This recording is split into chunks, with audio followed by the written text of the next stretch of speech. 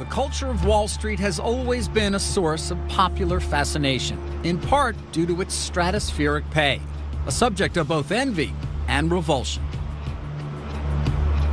At Goldman Sachs, CEO Lloyd Blankfein took home more than $67 million in total compensation.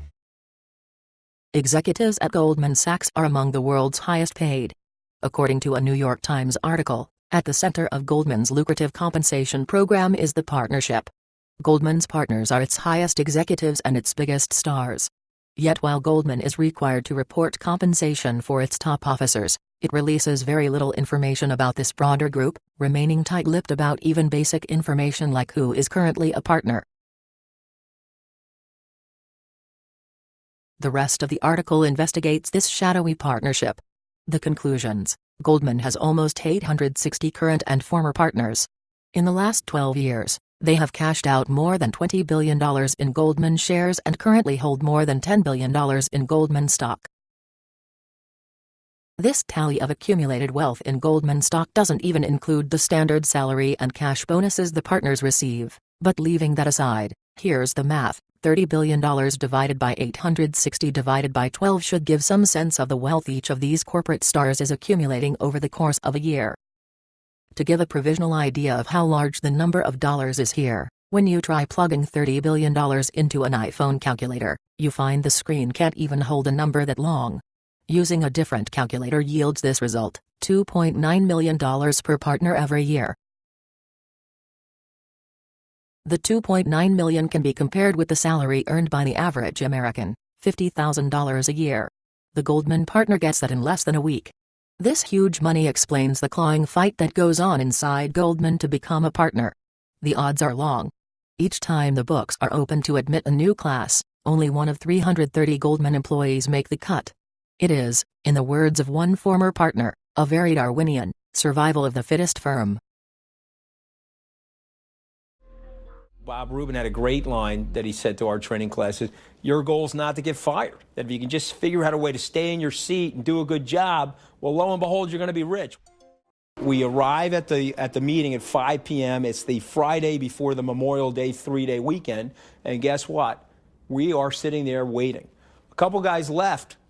Okay, when the guy showed up at 10 o'clock, 5 hours late, he passed around an attendance sheet.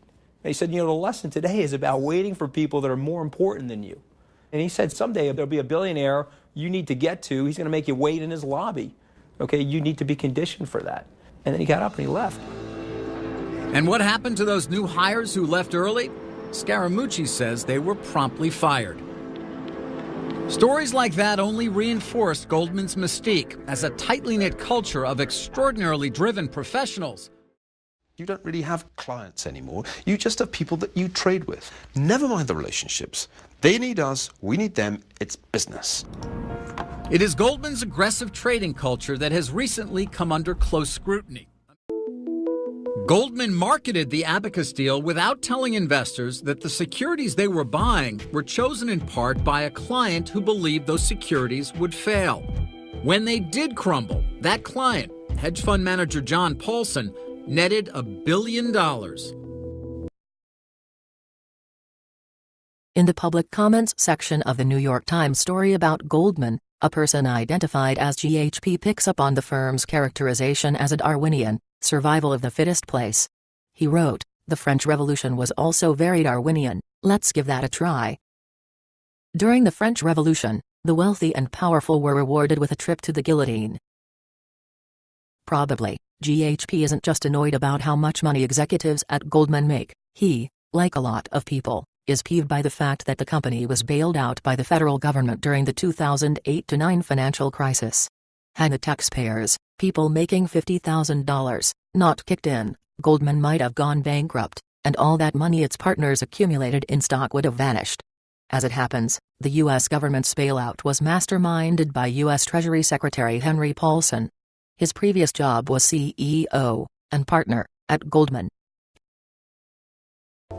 People who are partners at Goldman Sachs would always say, look, we're not the Girl Guides.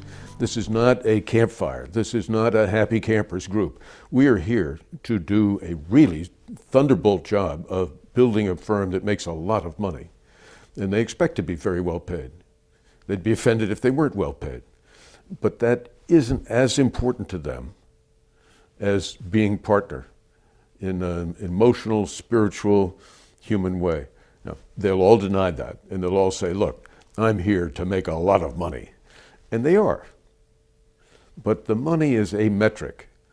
And among all the different metrics, the most important one is the designation. We want you to be one of us at the very top level, and our way of saying that is we call you partner.